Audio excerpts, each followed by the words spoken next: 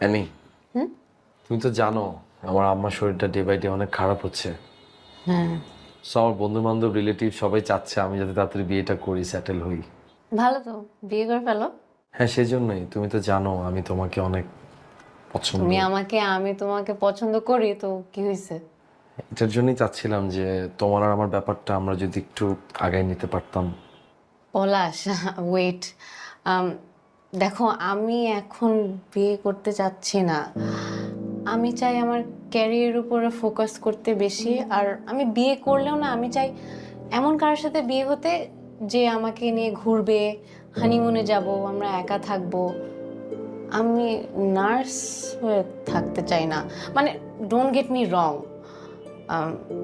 আমি চাই পাশাপাশি আমার নিজের ক্যারিয়ারের উপরও ফোকাস করতে।